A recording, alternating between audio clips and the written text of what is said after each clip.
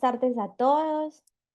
Muchísimas gracias por conectarse. Ustedes saben que siempre es para nosotros muy, muy, muy grato y que nos hace muy felices que hagan parte de este espacio, que vengan a conversar con nosotros, a compartir aprendizajes con nosotros, a seguirnos nutriendo y a seguir fortaleciendo esta comunidad de Cultura TIC que cada vez es más participativa, que cada vez nos trae más enseñanzas y que cada vez nos permite pues aprender más de esas experiencias que individualmente vamos trayendo y vamos construyendo.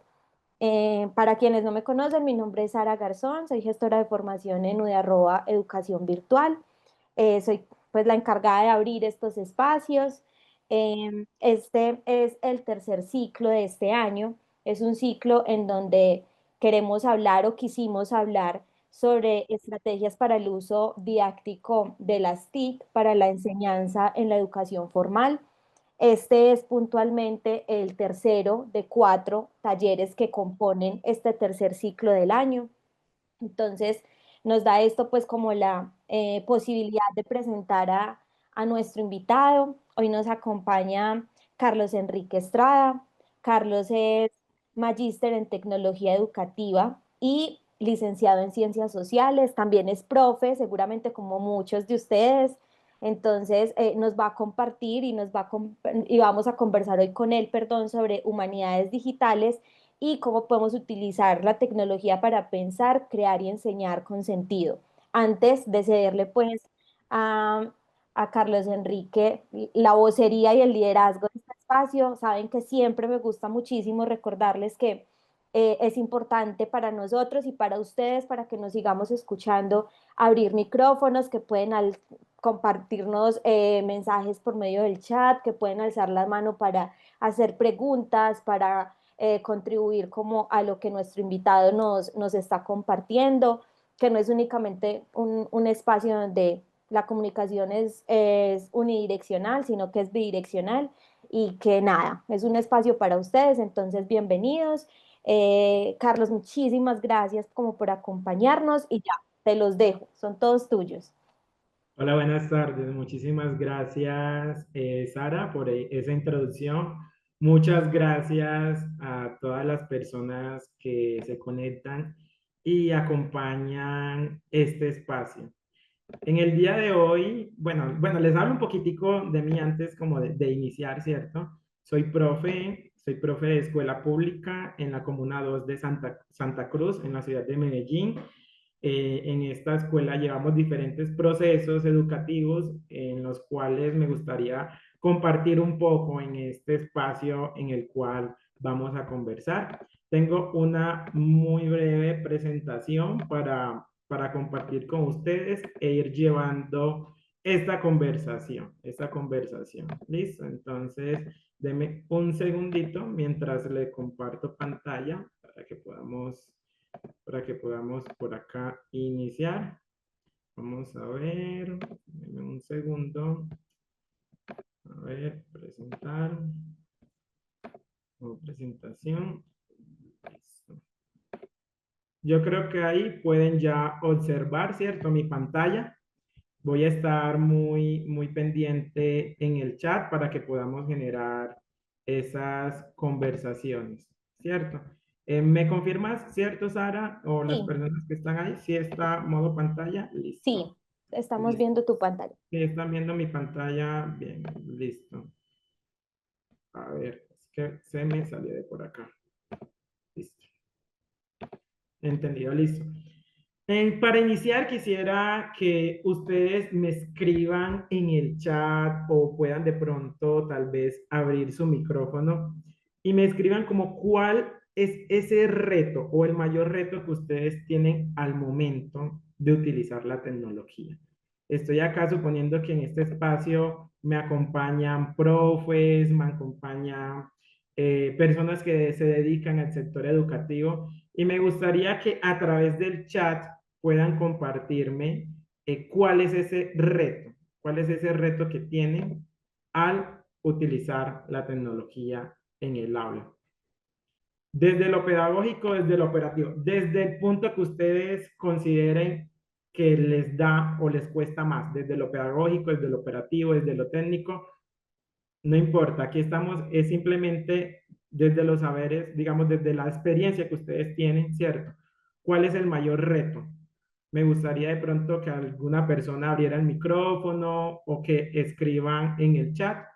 Puede ser desde cualquier punto, pedagógico, operativo, técnico.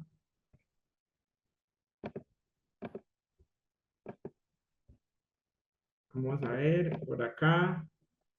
Alguien que se anime a participar, a abrir su micrófono, a saludar, a decirnos al menos de dónde se conectan, de qué colegios son, eh, para romper un poco el hielo, que no sea solamente yo la persona que esté hablando acá todo el tiempo, sino también escuchar sus voces, porque de eso se trata este espacio.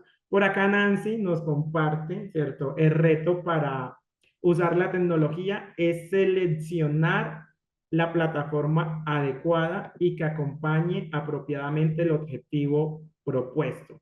Ella en el tema de las lenguas. Sí, es uno de los grandes retos que nos enfrentamos diariamente, ¿cierto? Como, ¿cuál es la mejor herramienta o cuál es la herramienta que me favorece para mi proceso, ¿cierto? Vamos a ver qué otra persona, por acá tengo otro mensaje en el chat. Cómo incluirlo en el aula de clase. Acá lo escribe como el celular y que este no sea un problema. Pues sí, es una de las dificultades que tenemos en muchas escuelas, ¿cierto? Y específicamente en la que estoy, se ha tratado de incluir o vincular protocolos para el uso del celular, mantener la motivación y ser creativos, creativas cuando usan aplicaciones alineadas con los objetivos de las clases, muy, muy importante. Y bueno, si de pronto alguien quiere abrir el micrófono, también es el momento para que lo pueda expresar de forma verbal. Listo, vamos a ver, mayor reto es mantener la motivación. Entonces aquí hablamos. Soy profesor y el reto es poder colaborar con otros, con TIC y que se logre un aprendizaje significativo. Entonces, miren que tenemos varios retos desde la parte pedagógica. Veo que la mayoría se inscribe ahí y ese cómo utilizar o seleccionar la plataforma adecuada, cómo lograr esos objetivos que nos planteamos, el uso del celular que se vuelve muy constante en clase, mantener la motivación, ¿cierto? Porque muchas veces creemos que, bueno, muchas veces o tenemos como una idea de que los estudiantes tienen la atención ciertos minutos, pero en realidad es las formas que nosotros buscamos o las herramientas, estrategias, metodologías que utilizamos para lograr enganchar a los estudiantes, mantener motivados a los estudiantes. Y por acá voy a leer esta última, crear una evaluación que muestre una asimilación adecuada por parte de los estudiantes. La disposición de los estudiantes, que sea un apoyo en el aula. Bueno, vemos acá varias participaciones y quería escuchar, ¿cierto? Quería primero escuchar esas voces, leerlos, eh, de cuáles son esos retos que se presentan en el aula. Y voy a cambiar de diapositiva para hablarles un poquito de esto. Y es el ciclo hype, que básicamente es algo que nos exponemos cada vez que nos aparece una tecnología en el escenario. Es decir, hace algunos años, o bueno, hace muchos años, a mí no me tocó, yo ya soy más de la era, un poco más de la era tecnológica, me tocó el celular, me tocó el computador, pero muchos de ustedes seguramente les tocó la era de la radio, de la televisión, y digamos que esto se volvió también como que no, nos van a reemplazar a los profes, ahora es el boom, no, que la inteligencia artificial nos va a reemplazar, que no sé qué, que esto, que lo otro, y siempre ha surgido esa preocupación. Y antes muchos docentes hemos tomado un rol en el cual, digamos, hemos aprovechado estas tecnologías para potenciar nuestros procesos de aprendizaje, para que los estudiantes lleguen a aprender. Desde hace muchos años, iniciativas desde la radio, desde la televisión, para llegar a los lugares más apartados. Últimamente, estos programas que tiene el gobierno, que computadores para educar. Ahora, digamos, la gran preocupación que tienen muchas personas es el asunto de la inteligencia artificial. Pero muchas de estas tecnologías se reducen a este ciclo, un ciclo donde en el 2021, si no estoy mal, fue el lanzamiento de ChatGPT, ¿cierto? ChatGPT se lanzó y llegó ese pico de las expectativas sobredimensionadas, que eso va a ser lo último, que eso va a cambiar la forma en la que enseñamos, la forma en la que aprendemos. Entonces, todo llegamos allá, a ese punto, y nos imaginamos un montón de cosas con la inteligencia artificial. Y cada vez y cada día va saliendo nueva información diciendo la inteligencia artificial, ChatGPT, Microsoft Copilot, Gemini y un montón de inteligencias artificiales que ya tienen su última versión y ya son capaces de tal cosa, tal cosa. Entonces, cada vez estamos en este momento, en ese boom de la inteligencia artificial todavía. Pero muchos ya han llegado a ese abismo de la desilusión. Pero no es una desilusión negativa, por decirlo así, es una desilusión como de pronto no era o no era lo que esperábamos o no logramos adquirir las suficientes habilidades, herramientas para sacar el máximo provecho de esa nueva tecnología. Entonces ahí viene un asunto de que algunas personas, uy, no, ChatGPT ya no me sirve, voy a buscar otra herramienta. Entonces estamos como en ese constante buscar, sobre todo ustedes que están acá conectados, que seguramente son personas que están muy interesadas en este asunto de la tecnología, pero luego vemos cómo se va consolidando, ¿cierto? Cómo se va consolidando esto y llegamos ya a esa meseta de productividad. Seguramente muchos de aquí, de pronto me gustaría que me escriban en el chat o que alcen una manito, hagan una reacción, lo que sea, de cuántos de aquí utilizan la inteligencia artificial para planear, para hacer planeaciones, para preparar alguna exposición, alguna clase. Ustedes como rol de profes, como rol de educadores o en cualquier cosa que se desempeñe, me gustaría de pronto que puedan reaccionar, puedan colocar una manito, colocar algo en el chat. ¿Quiénes de acá lo utilizan? Es bueno como que vayan escribiendo ahí también. Abran micrófono, no importa que me interrumpan acá. Sara también, si tiene alguna pregunta por ahí, que me interrumpan. Por acá dice que aún no ha visto los carros voladores.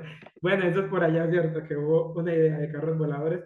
Pero sí, va eso. Anuncian algo, viene la desilusión y luego viene la consolidación. Seguramente a futuro tendremos un montón de cosas nuevas. Listo. Entonces, eh, hablando por acá, vamos a hablar un poquito de las humanidades digitales.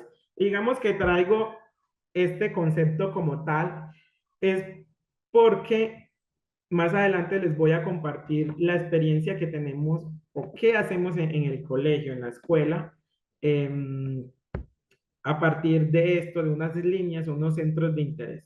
Por acá Gustavo dice, la IA la uso cuando se necesita y con responsabilidad. Muy bien, Gustavo, y más adelante vamos a abordar ese asunto también como de los aspectos éticos que tiene el uso de la IA. Entonces, acá hablamos de las humanidades digitales, pero la aterrizamos un poco también al contexto de las ciencias sociales, que es mi área. Yo soy profe de ciencias sociales, es decir, de historia y geografía, y, y digamos en la parte de acá de las humanidades digitales, quiero explicarlo a partir de una pregunta, y es, ¿qué pasa cuando las herramientas digitales se ponen al servicio de las ciencias humanas? Es decir, muchos de ustedes que están acá seguramente son de la parte del lenguaje, de letras, de la parte artística, de la parte de ciencias sociales como tal, las humanidades, ¿cierto? Y es que las humanidades digitales se enfocan en representar el mundo de una forma innovadora. Es como podemos producir, interpretar y hacer un montón de cosas, ¿cierto? Con la ayuda y utilizando las tecnologías. De pronto, si tienen por ahí donde anotar, ahí digamos, un colectivo muy interesante que quisiera dejarlo como ejemplo, que se llama GeoChicas. Las GeoChicas son un grupo de chicas feministas que han utilizado o han llevado, digamos, este concepto de las humanidades digitales a una parte cartográfica muy chévere, muy bacana. ¿Qué hacen ellas? Utilizan un programa de geografía de código abierto que se llama OpenStreetMap. Esta herramienta es como un Google Maps de código abierto en el cual ellas representan con punticos en los mapas cosas de la agenda feminista. Y es muy interesante, voy a ver si tengo por acá el enlace, no, bueno, creo que les voy a compartir luego el enlace para que ustedes vayan y miren ese asunto de cómo ellas ubican todo el asunto, por ejemplo, un violador en tu camino, así se llama un mapa, y rastrean a nivel global, cuáles son esos casos que se han dado en diferentes partes del mundo y los georreferencian poniendo ahí citas de denuncias en redes sociales como X, Twitter, ponen allí videos de YouTube, noticias de dónde se presentaron estos casos. Y es muy bacano porque es un montón de información, es un montón de información las cuales van sistematizando. Y entonces, eso es lo que nos permite las humanidades digitales, además de un montón de cosas, ¿cierto? En donde se analizan los datos, muchos de estos datos a gran escala, se utiliza la tecnología para tener una visión mucho más global de las cosas.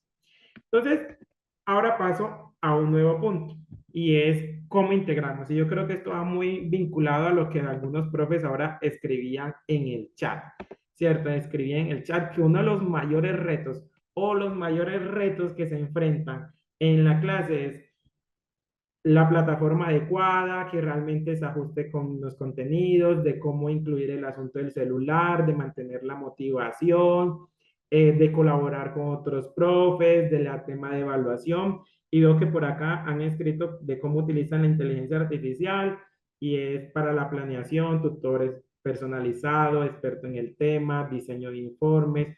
Hay muchas formas de utilizarlo. Prefiero utilizar la inteligencia natural, si bien no es tan eficiente, para algunas cosas más automáticas que los LLM realizan con gran rapidez. Sí, no hay que dejar de ejercitar esa inteligencia humana. Gracias, Mariano, por traer esa mirada también acá. Y volviendo un poquito, entonces volviendo nuevamente al uso de la tecnología, ¿cierto? Volviendo un poco al uso de la tecnología y a esos retos que muchos de ustedes se enfrentan.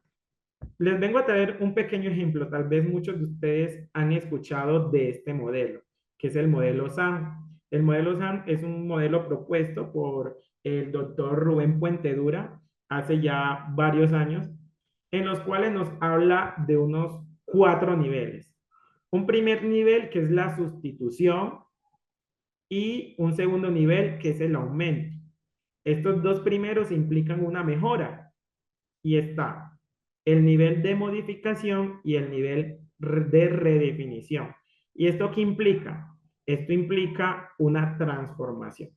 Ahora les voy a desglosar un poquito uno a uno para que comencemos a pensar cómo estamos utilizando la tecnología en el aula y desde nuestras aulas, desde el área que ustedes impartan, ya sea las ciencias sociales y humanas o áreas más exactas, ¿cierto? Matemática, física, química, biología, porque digamos que este modelo se adapta un poco a todos o a todas las áreas. Es una forma de nosotros pensar y repensar cómo estamos utilizando la tecnología.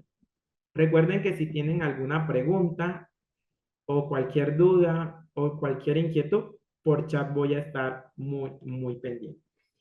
Entonces, quiero hablarles de ese primer nivel. Y piensen ustedes en las últimas actividades que realizaron vinculando la tecnología. Está un primer nivel que es la sustitución. Entonces aquí la sustitución básicamente la tecnología reemplaza directamente una herramienta o un método tradicional sin cambiar la tarea ni aportar mejoras funcionales. Entonces, un ejemplo, yo ya no escribo en el tablero lo que normalmente escribo para explicar algo, sino que llevo una presentación. O sea, ¿cuál es la diferencia? ¿Cuál es la diferencia de yo de pronto escribir o hacer algo en el tablero y llevarlo eso mismo en una presentación. Si nos ponemos a pensar, eso no tiene mucha diferencia. Lo único que está cambiando es que ahora lo estoy llevando en digital, en una presentación, ¿cierto? Pero aquí no vemos un cambio significativo. Y uno se encuentra mucho en las escuelas, me tocó en el proyecto de investigación de la maestría, en una escuela en la cual hice el proceso como intervención y demás. Muchos profes cuando llegué decían, no, yo utilizo la tecnología, utilizo siempre la tecnología, aquí se usa siempre las TIC. Y cuando uno iba a ver, cuando uno iba a mirar, que es muy valioso todo lo que hacen los docentes, porque yo digo, o sea, hacer una presentación, una diapositiva y colocarla así sea una animación, ya eso es una ganancia, ¿cierto? Ya eso es algo positivo para algunos maestros, muchos maestros incluso que nunca tuvieron la oportunidad de estudiar ni siquiera cuando teníamos acceso de forma fácil a un computador, a internet y demás. Entonces, eh, en el nivel de sustitución, ¿qué nos encontramos? Aquí, digamos, lo tenemos que mirar desde dos miradas, desde el docente y desde el estudiante. Por ejemplo, si yo como docente le doy una plantilla en blanco para que los estudiantes ahí redacten palabras claves o hagan anotaciones, lo que ellos pueden hacer normal en su cuaderno, pues en realidad ahí yo simplemente estoy sustituyendo lo que es el cuaderno de los estudiantes, ¿cierto? A un documento de Word, a un documento de Google. Ahí yo no estoy haciendo un cambio significativo. ¿Estoy utilizando las tecnologías? Sí, las estoy utilizando, pero en el nivel más básico. En el nivel más básico, es decir, estoy sustituyendo el cuaderno, el papel, por un documento en línea. Miren que ahí simplemente estoy en el nivel más básico. Ahora, pasamos al otro nivel, que es el nivel de modificación. El nivel de modificación, volvemos al ejemplo. En el nivel de modificación es que el estudiante pasa la actividad a un documento colaborativo, perdón, aumento que se me saltó la presentación. Sustitución primero, luego aumento, creo que hay aumento. Los docentes lo que hacen acá es utilizar la función de comentarios o utilizar la función de revisar, ¿cierto? Se utilizan Word, creo que está como revisar, se utilizan Google Documentos como sugerencias. Y en el aumento, ¿qué nos encontramos en el aumento? Que el estudiante, digamos, puede activar la corrección ortográfica, agregar imágenes, utilizar estilos que están prediseñados ahí en estas herramientas. Y bueno, ahí le está dando un aumento, es decir, no solamente estoy eh, integrando la tecnología de simplemente pasarlo del cuaderno a lo digital, sino que le estoy diciendo al estudiante, ve, agregue imágenes, o yo como le docente le estoy diciendo, mira, con este tutorial puedes cambiar el formato, es decir, el docente tampoco es el que se la tiene que saber toda, el docente también puede hacer una curaduría en internet, en YouTube, videos de cómo colocarle formato a un documento de Word, a un documento de PowerPoint y ya. Y es cierto, ahí estamos generando un aumento. Ahora sí, la modificación. La modificación ya genera una transformación. Ya yo cambio la forma. Yo le digo a ese estudiante, pasemos esta actividad a un documento colaborativo. Ya todas estas herramientas nos permiten colaborar. Es decir, yo tomo el documento de Word, yo tomo el documento de Google Docs, le doy en compartir y ya tengo a un grupo de estudiantes que pueden trabajar. ¿Y cuál puede ser mi función como docente para hacer esto todavía más interesante? Asignar unos roles. ¿Quién es el que edita? ¿Quién es el que corrige ortografía? ¿Quién es el que le da la parte estética? Entonces, miren que ya ahí vamos un poquito más allá. Aparte de agregar imágenes y demás, yo también puedo agregar hipervínculos, puedo enlazar alguna imagen, algún documento, para que las personas puedan ir allá, ¿cierto? Y poder revisar. Miren que ya no nos estamos quedando en el documento simple, sino que ya se vuelve un documento mucho más colaborativo. Y estamos ya en el punto digamos, más alto que nos propone este autor, que es la redefinición. Y la redefinición, el estudiante, esa información que coloca ahí, acá traje un ejemplo de ciencias sociales, por ejemplo, yo les puse a hacer, digamos, un trabajo sobre algún tema X de la historia, donde ellos tenían que hacer un ensayo, qué sé yo, ¿cierto? Pero yo, ¿cómo le digo a ellos que esto lo lleven a un nivel de redefinición? No, es utilizar esa información que ya buscaron y pilas ahí, que esto es una de las formas de, digamos, jugarle un poco a que no me hagan todo con la inteligencia artificial. Bueno, sí, busquen y hagan lo que sea con la inteligencia artificial, pero luego utiliza esta herramienta, le damos herramientas concretas, ¿cierto? Y realiza una línea del tiempo. Entonces, miren, esta es una plataforma bastante chévere que pueden buscar, Timeline JS, así lo encuentran, lo googlean y lo encuentran, por ejemplo, para hacer línea del tiempo. En esa línea ustedes pueden incorporar videos, pueden incorporar audios, mapas y esto se puede publicar a internet y ya cualquier persona puede tener acceso a ese trabajo que hicieron los estudiantes. Es decir, no solamente es el documento, no solamente es agregarle imágenes, no solamente es un asunto de hacer el documento en digital en vez de físico, sino es cómo llevar un pasito más allá, cómo ir un pasito más allá y lo podemos hacer en esos diferentes niveles, ¿cierto? Entonces, yo como docente puedo facilitar un mini taller de cómo utilizar esa herramienta. Ah, o no sé utilizar la herramienta. Hay un video de YouTube. Le presento a los estudiantes el video de cómo utilizar esa herramienta.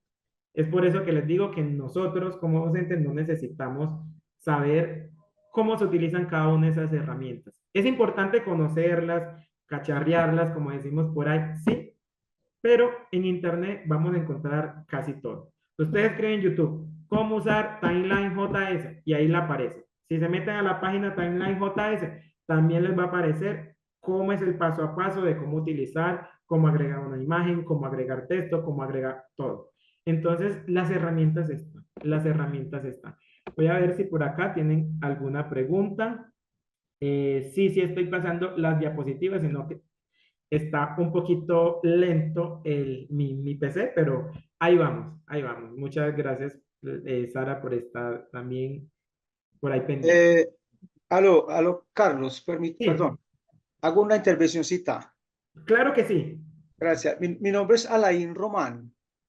Sí, Yo no soy profesor, pero sí, pues a mí me dicen profesor inclusive porque yo enseñaba mucho, pues yo enseñaba mucho en la industria y ya ahora pues estoy retirado y tengo mucho, pues he tenido mucha experiencia en la parte de la industria de análisis químico y yo doy muchas charlas sobre ese tema de los análisis.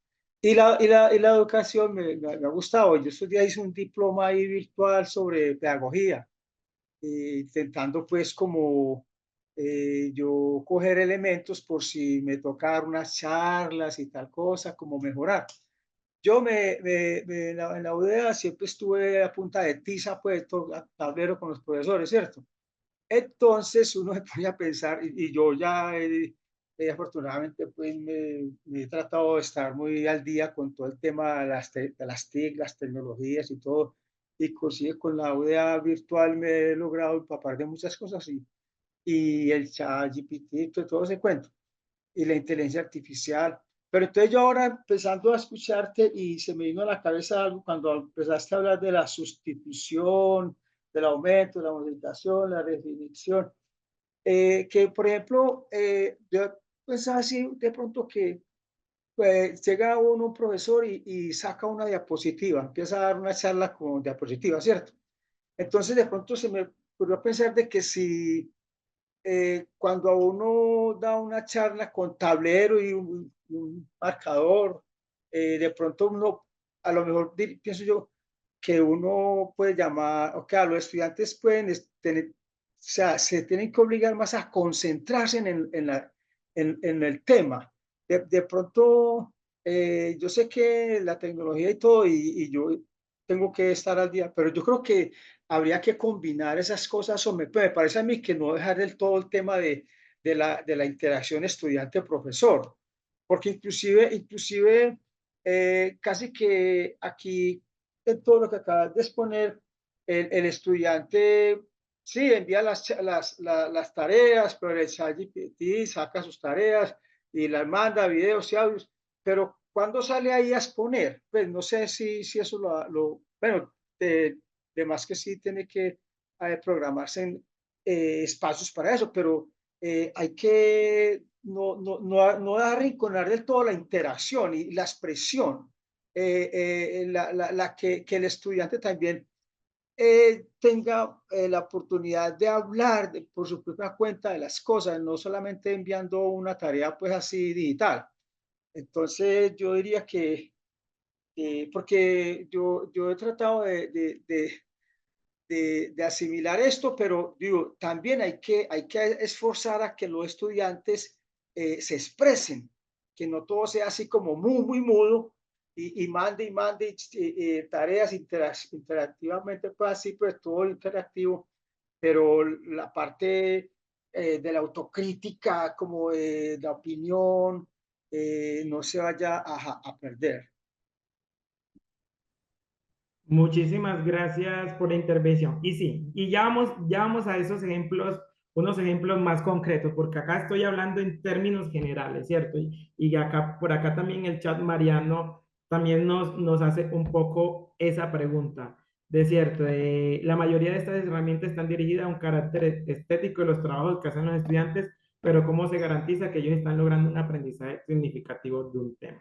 Y ahí vamos, porque lo que viene ahora es hablar un poquito sobre las experiencias o de cómo estamos aplicando, o bueno, en mi caso particular, cómo estoy aplicando la tecnología en el aula. Soy docente de educación secundaria, es decir, de grado sexto a grado 11, en el cual llevamos unos proyectos de cómo integrar estas tecnologías y, digamos, hacerlo de una forma pedagógica y que en realidad los estudiantes aprendan, porque ese es el gran debate, ¿cierto? Yo puedo enseñar, yo puedo facilitarles las herramientas, yo puedo facilitarles un montón de cosas, pero ¿cómo garantizo yo que en realidad ellos estén aprendiendo? ¿Cómo generar y seguir esa conexión, esa interacción, ¿cierto? De docente-estudiante que se ha perdido mucho en el tiempo, que se ha perdido mucho en el tiempo, porque ellos son los estudiantes y eso es algo que me enfrento todos los días, ¿cierto?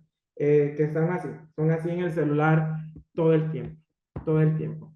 Yo creo que los criterios de evaluación, de autoevaluación, son clave para los estudiantes sean conscientes, sí. Aquí entra mucho lo que es la evaluación, la coevaluación, porque muchos de estos trabajos se tienen que hacer de forma colaborativa, y ya lo vamos a ver un poco, y el asunto de la autoevaluación. Vamos a continuar y muy bien, todos esos aportes que quieran realizar lo pueden ir dejando, lo pueden ir presentando en el chat o pueden intervenir a través del micrófono. Muchísimas gracias por esa intervención. Y bueno, aquí para que lo escriban en el chat, piensen en esa última actividad que vincularon tecnología, en qué nivel creen que les cayó, si sustituyeron, aumentaron, modificaron o redefinieron. ¿Y qué necesitarían para subir el nivel? A ver, esto no es como, sí, en el día de hoy voy y planeé la actividad y la voy a ubicar en el nivel de modificar. No, así no funciona. Si hablamos en esos términos, entonces yo puedo decir que estoy aquí simplemente un modelo de sustitución, porque yo fácilmente hubiese podido colocar mi cámara acá, tener mi tablero acá al frente y estar escribiendo y explicándole esto mismo, ¿cierto? Entonces, es importante que esto lo pensemos es cuando hacemos esas planeaciones. ¿En qué momento y de qué manera voy a utilizar la tecnología?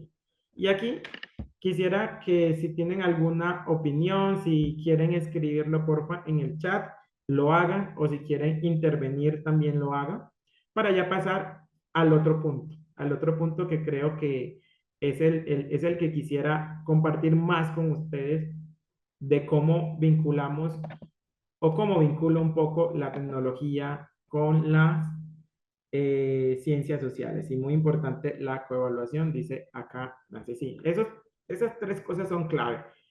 Autoevaluación, coevaluación y, bueno, heteroevaluación, coevaluación y autoevaluación. Así digamos que lo conocemos normalmente. Listo, voy a pasar entonces a la siguiente diapositiva para hablarles un poco. A ver, creo que está un poquito paralizado mi PC. Creo que allí. Para hablarles un poquito de mi experiencia. Entonces, quiero comentarles que en mi escuela se trabaja con ABP. ABP. ¿Qué es ABP? Muchos, y esa es una discusión que se da mucho desde la escuela propia en donde estoy, ¿cierto? Porque decimos, vamos a trabajar ABP. Pero muchos profes el ABP lo entienden como aprendizaje basado en problemas. Otro lo entiende como aprendizaje basado en preguntas. Y otro lo entendemos como aprendizaje basado en proyectos. Entonces miren que un ABP, pero digamos algo en que tiene común, ABP de problemas, preguntas o proyectos, es que son metodologías activas. Y si ustedes están en una escuela o llevan un proceso, así no estén en escuela, pero llevan un proceso educativo, el ABP, el ABP, en este caso, yo adopto, en la escuela yo adopto el aprendizaje basado en proyectos. ¿Qué se hace en la escuela? Se abren unos centros de interés.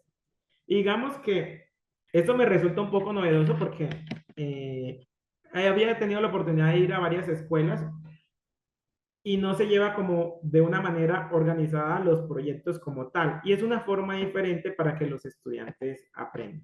Y acá en la escuela, ¿qué hacemos? Cada inicio de año, cada profesor lanza un centro de interés, una línea de investigación.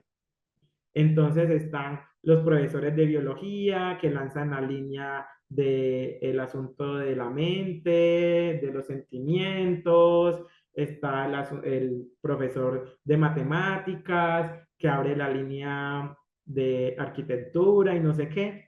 Y en mi caso, para este año, en 2025, en ciencias sociales, abre una línea que se llama Humanidades Digitales. Los estudiantes tienen una fecha. Digamos que esto va mucho de la voluntad política y administrativa que tengan ahí los rectores, voluntad institucional prácticamente, que habilite y abra estos espacios, ¿cierto? Para trabajar con proyectos.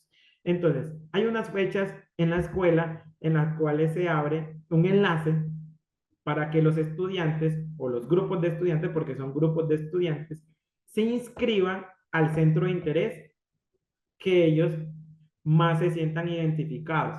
Entonces, en este momento yo tengo 8 grupos que trabajan con proyectos. 8 grupos que trabajan con proyectos.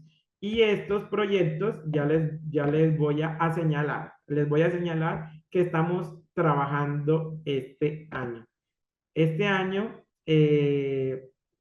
con mis chicos, estamos trabajando varios proyectos, pero entre ellos, déjame a ver si me cambia la presentación. Creo que no me ha cambiado. Creo que ahí. Este año en el colegio estamos trabajando varios proyectos, pero aquí les quiero presentar brevemente desde lo enunciado, ¿cierto? Enunciado, lo que están haciendo los chicos de eso de vincular la tecnología con las humanidades.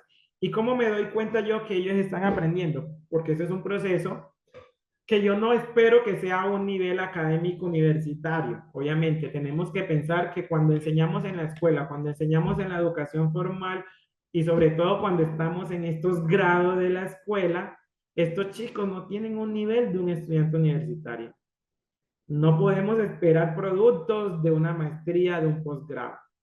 Tenemos que esperar productos realmente de chicos que están en una edad escolar entre los 14, 17 años y mucho, 18, ¿cierto? Los cuales en la escuela normalmente se les ha enseñado tradicionalmente unas áreas específicas y digamos una de las cosas que dicen los estudiantes como ¿qué es lo que menos te gusta del colegio? Dicen el ABP.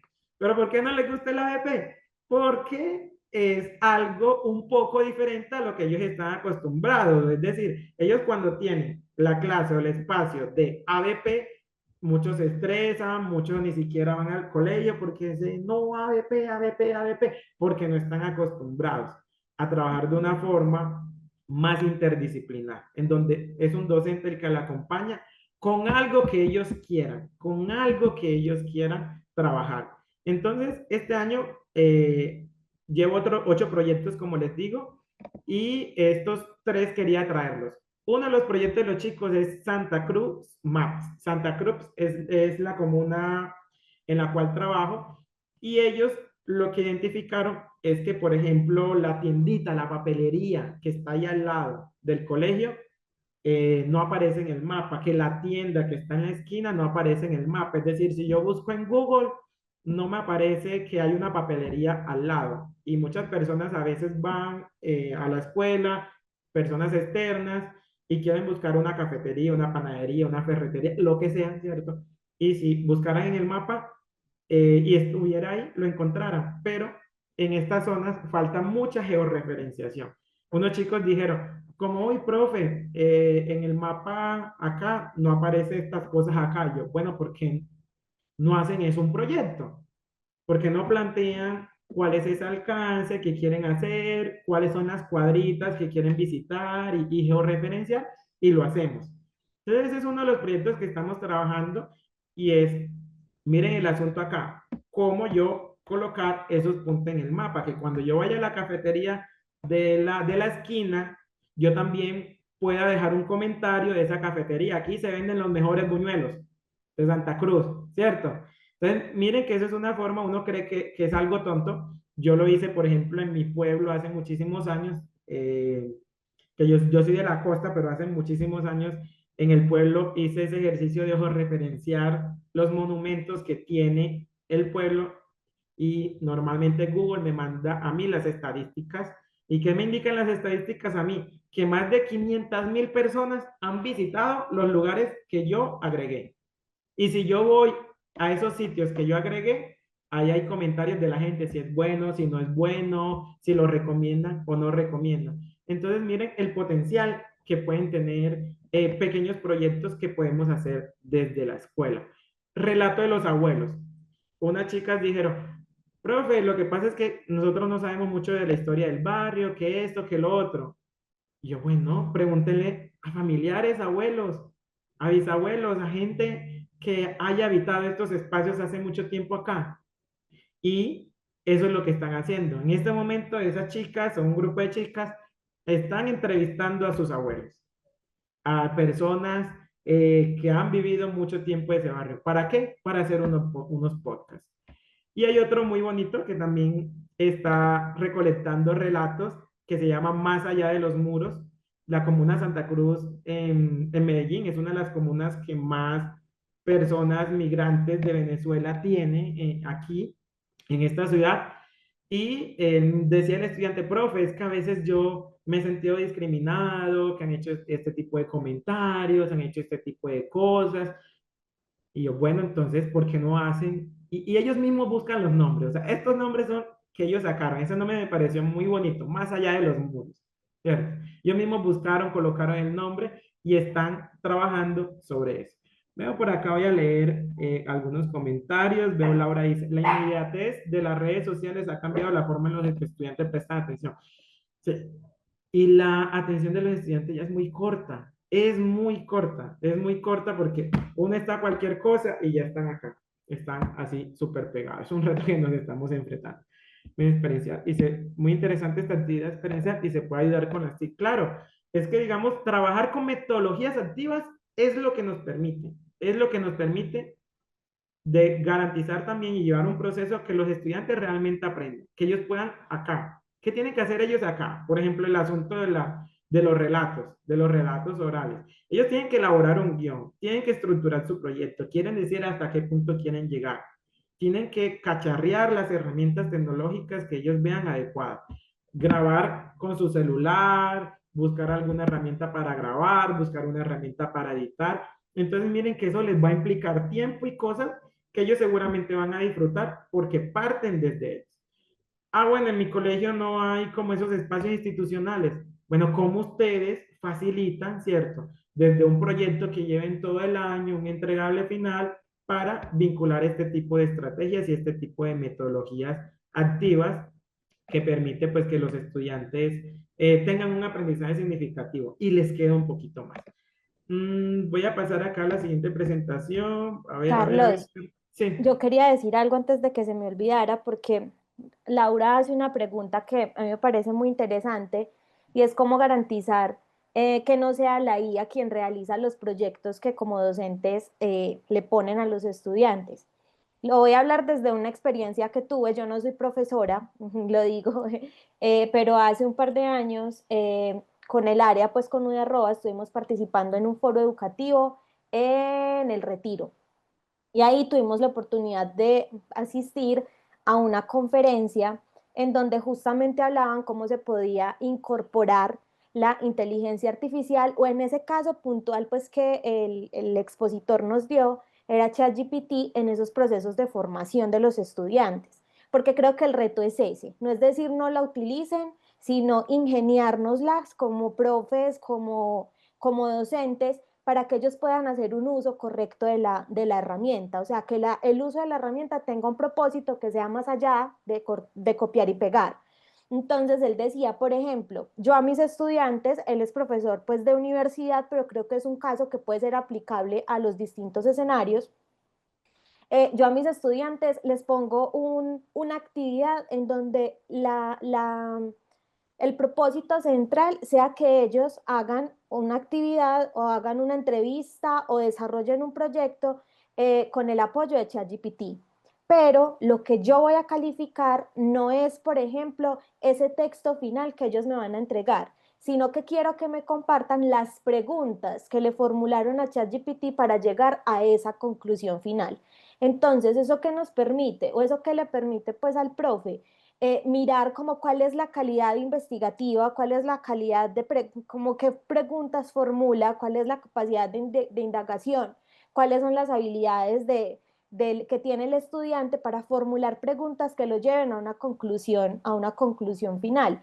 Entonces también es eso, se puede de pronto esos indicadores evaluativos o esos indicadores de evaluación, transformarlos un poquito para ver de qué manera se puede incluir ahí, pues ya la inteligencia artificial está, ya la inteligencia artificial existe, ya los estudiantes tienen como esa facilidad de acceder a la información, pero entonces desde aquí, ¿cómo podemos integrarla a esos procesos de evaluación? O sea, ¿cómo podemos convertirlo, por ejemplo, en tu caso, en esos proyectos que tienen un uso de la tecnología, pero que también hacen también muestran que el estudiante está pensando.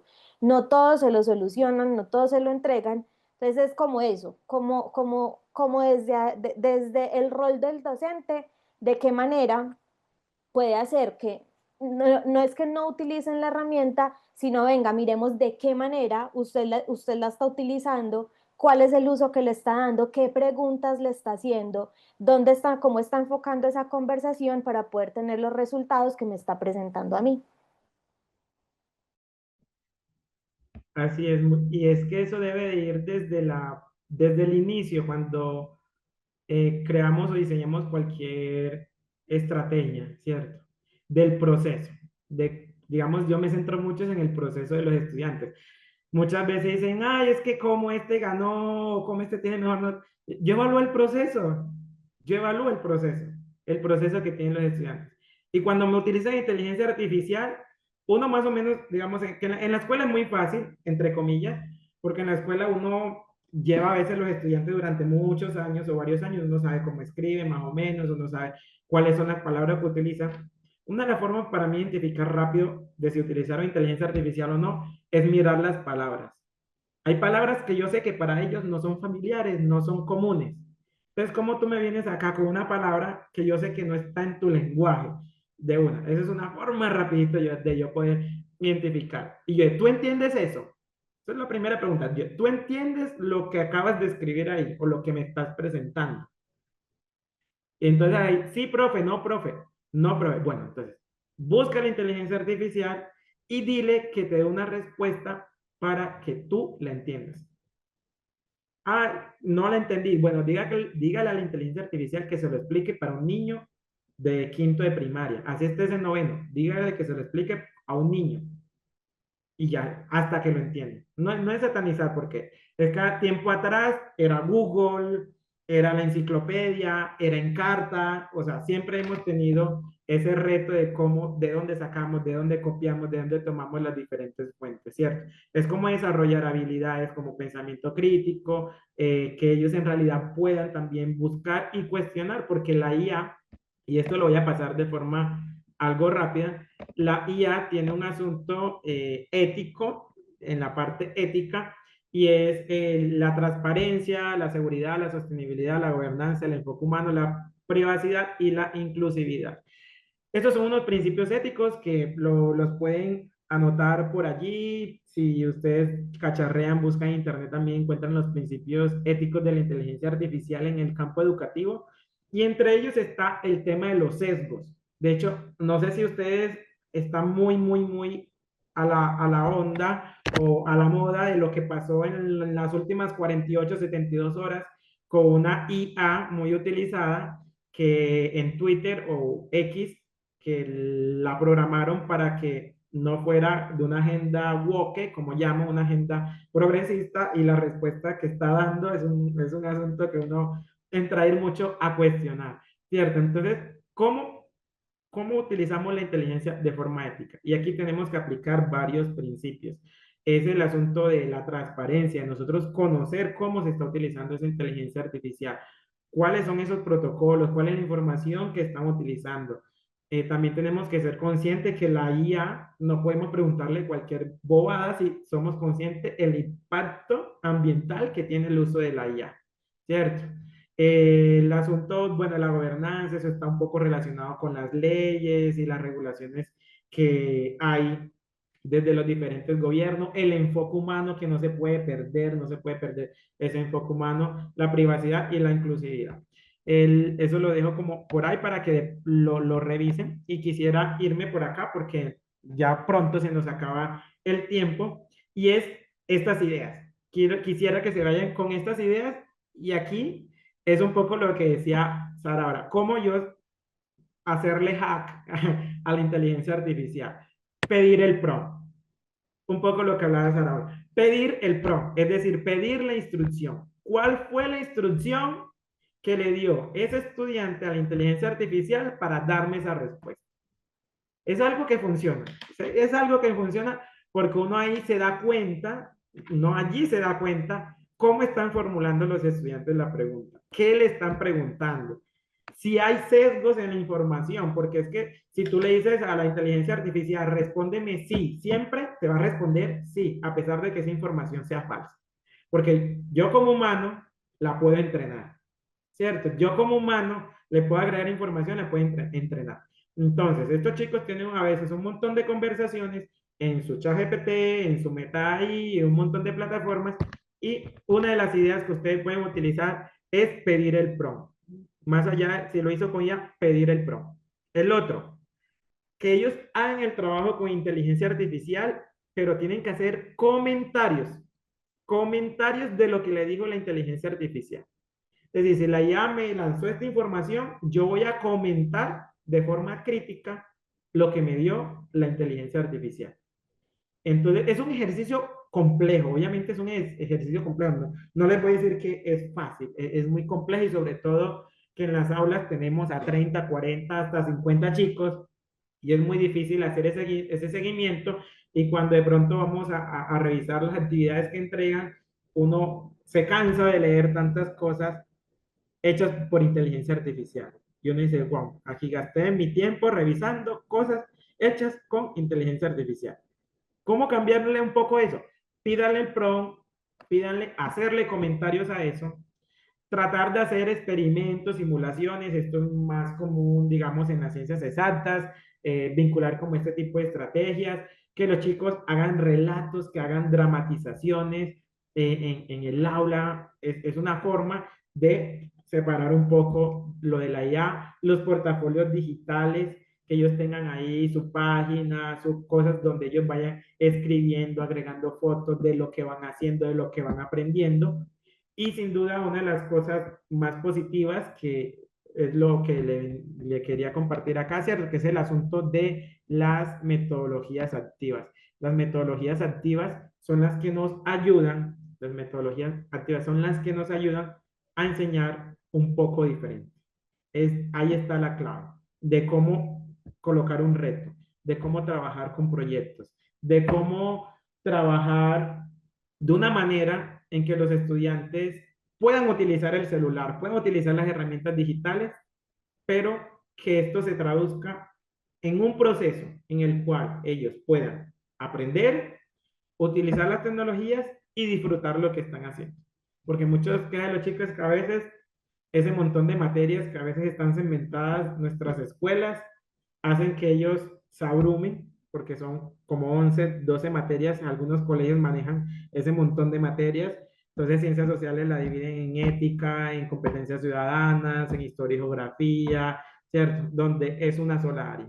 Entonces yo agradezco donde trabajamos por áreas, por componentes, mi componente es el componente social y ahí entra todo. Y yo trato de transversalizar todo eso. Entonces, y la forma de vincular la tecnología es esto, son ideas que utilizo en el día a día, en el día a día y desde la experiencia. Y ya no me quisiera ir sin dejarles por acá también algunas herramientas. Este es un abecedario de, yo creo que no sé si todavía está proyectado. Esperemos un momentico que se proyecte. Unas herramientas, estas herramientas que son de inteligencia artificial, que les puede ser muy útil a ustedes para planear, para buscar y, deme acá, creo que todavía no está proyectado, ¿cierto, Sara? Ah, ya, ahí Ya voy. sí. Ya sí, ya sí. Es que estoy con el computador del colegio, créame. En el colegio, en la escuela, eso es otro de los grandes retos. Un reto técnico que tenemos es que en las escuelas el bando de ancha es obsoleto, la velocidad de los computadores son muy lentos, pero de esa forma trabajamos, de esa forma trabajamos. No, no es limitarnos, ¿cierto? Entonces, acá les dejo un banco de herramientas, pueden escanear de pronto el código, si algo, no sé si puedo luego copiárselo acá o Sara de pronto copiárselo nuevamente pues en el mensaje que les envíe luego como al final, ¿cierto? Como para recapitular como este encuentro. Esas son herramientas muy poderosas que ustedes pueden utilizar, muchas de ellas apoyadas con inteligencia artificial y son genéricas, es decir, la podemos utilizar tanto en las humanidades como en las ciencias exactas. De acá rescato o descarto mucho Padlet, que es una herramienta que me gusta bastante, porque los estudiantes ahí uno va viendo el progreso, de que realmente vean los videos, de que haya una comprensión. Es una herramienta súper chévere, Magic School, que les ayuda a ustedes a las planeaciones, igual Teaching, también excelente para el asunto de la planeación de ustedes como docente. Los invito a que las exploren un poco. Estas herramientas, digamos, por ahí en redes, ahora les dejo como mis redes. Desde hace más o menos 5 años vengo compartiendo un poco herramientas digitales a profes, formas de utilizarlo y demás, em, para que ustedes se familiaricen un poco, porque cuesta, créanme que cuesta.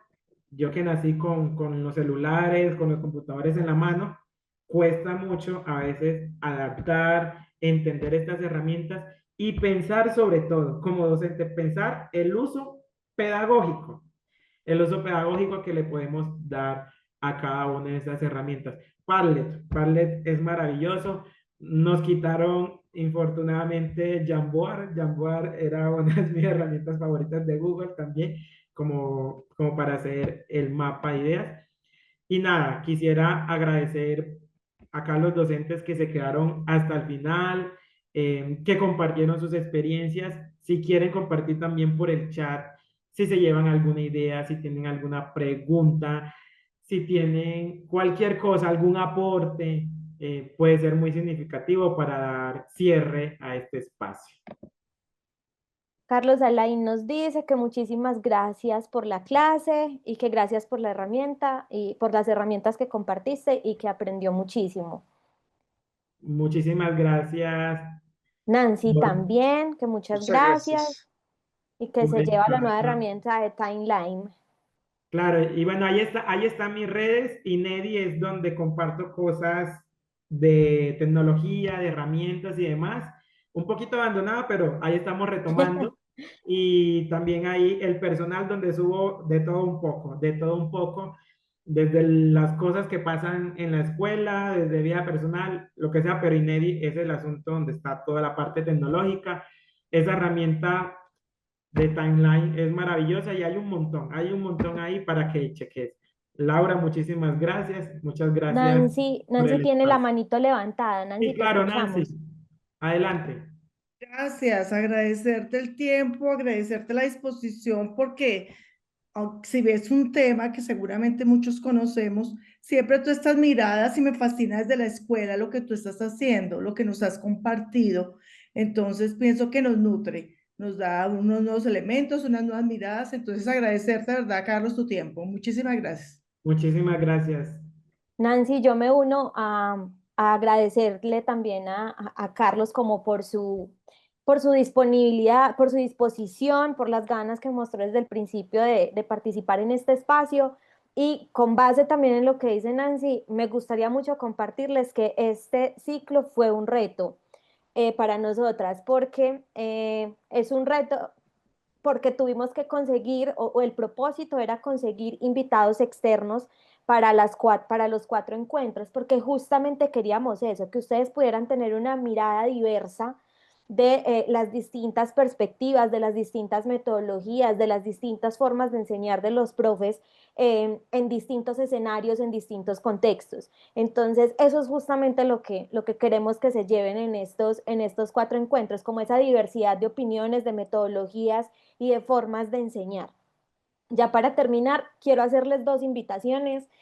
La primera es para que quienes disfruten muchísimo todo lo relacionado con la exploración sonora, a que nos acompañen en nuestro colaboratorio de radio, que también es una estrategia de UD Arroba, en donde aprendemos mucho sobre cómo seguir utilizando el sonido como herramienta de enseñanza y de aprendizaje. Eso nos vuelve a traer pues como un poquito o mucho a esa presencialidad, a ese conectarnos con el otro, a ese hablar con el otro. El encuentro es el próximo miércoles, el 16 de julio, de 3 a 6 de la tarde en el bloque 22 de la Universidad de Antioquia. Ahí les compartí la iCard como por chat para que quienes quieran tomarle pantallazo, pues lo puedan hacer. Y la segunda invitación es al cuarto taller de este ciclo, que es el 23 de julio, también a las 4 de la tarde. Yo les estaré enviando un correo de recordación como para que se puedan conectar al espacio. Y en esa oportunidad vamos a hablar sobre herramientas digitales simples y lo vamos a enfocar en el aprendizaje de licenciatura en humanidades y lengua castellana.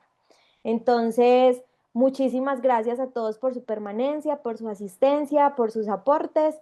Muchas gracias otra vez, Carlos, como por acompañarnos y nos vemos dentro de 15 días. Que estén muy bien. Gracias. Gracias, hasta luego. Hasta Hasta luego. luego.